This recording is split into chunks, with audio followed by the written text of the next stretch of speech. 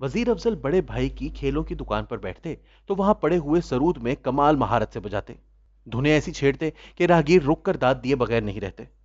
1934 में पटियाला में जन्म लेने वाले वजीर अफजल का खानदान तकसीम हिंद के बाद जब पाकिस्तानी शहर लाहौर आकर आबाद हुआ तो वजीर अफजल का शौक कम नहीं हुआ।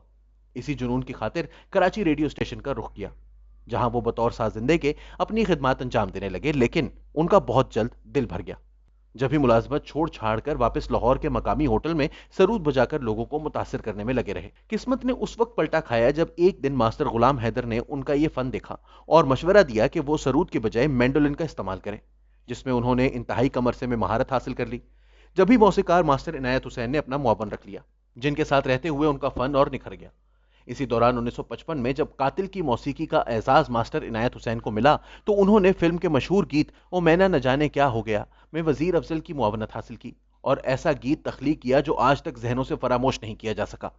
बहुत कम लोगों के इल्म में है कि दरअसल वजीर अफजल दो मौसीकारों की जोड़ी थी, वजीर अली और अफजल, जो मिलकर मुख्तलिफ धुनें तरतीब देते थे। वजीर अली जहां मैंडोलिन खूब बजाते तो वहीं अफजल वायलन, जब ही इन्हें हर मौसीकार अपनी फिल्मों में शामिल करते रहते। दोनों मिलकर एक से बढ़कर एक धुनें बनाते। धीरे धीरे मकबूल होने लगे, लेकिन फिर जोड़ी बिखर गई। जोड़ी टूटने के बावजूद वजीर अली वजीर अफजल के नाम से ही मशहूर हुए, जिन्हें पहली मरतबा 1963 में चाचा ख्वाम खा की मौसीकी तने तनहा मुरत्तब देने का मौका मिला, जिसमें इनका गाना इनायत हुसैन भट्टी और मुनीर हुसैन की आवाज में एथे वगदे ने रावी ते खासा मकबूल हुआ। 2 साल बाद जमीन में गुलकार मेहदी हसन का शिकवा न कर गिला न कर ये दुनिया है प्यारे अपने दौर का मकबूल गीत बन गया, जिसके बाद वजीर अफजल के उरूज का दौर शुरू हुआ। 1967 में फिल्म दिलदा जानी में मलका तरन्नुम नूर जहां ने डूबकर जिस गीत को गाया वो सयोनी मेरे दिलदा जानी रहा, जबकि इसी फिल्म के दीगर गानों ने भी शोहरत की बुलंदियों को छुआ। करियर के दौरान उन्होंने 37 फिल्मों के लिए लगभग 209 गाने तख्लीक किए। वजीर अफजल ने तमाम बड़े गुलकारों की खिदमत हासिल की, चाहे वो मेहदी हसन हो, मलका तरन्नुम नूर जहां, मसूद राना या फिर नाहिद अख्तर। हर गाना पहले से बेहतरीन और जल तरंग से भरा।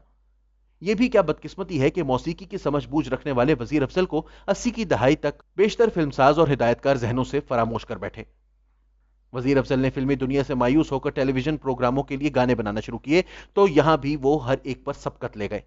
मुसरत नजीर का मशहूर जमाना लौंग गवाचा की मौसीकी दरअसल वजीर अफजल ने ही तरतीब दी थी। टीवी से म्यूजिकल प्रोग्राम्स बंद होने लगे तो किसी को याद नहीं रहा कि एक अजीम मौसीकार वजीर अफजल भी हैं। दर हकीकत यह कहा जाए तो बेजा ना होगा कि वजीर अफजल पाकिस्तानी फिल्मी सनत के आखिरी बाकमाल और गैर मामूली मौसीकार थे, जो जिंदगी की बाजी हार बैठे, लेकिन रहती दुनिया तक इनकी धुनें कानों में रस घोलती रहेंगी।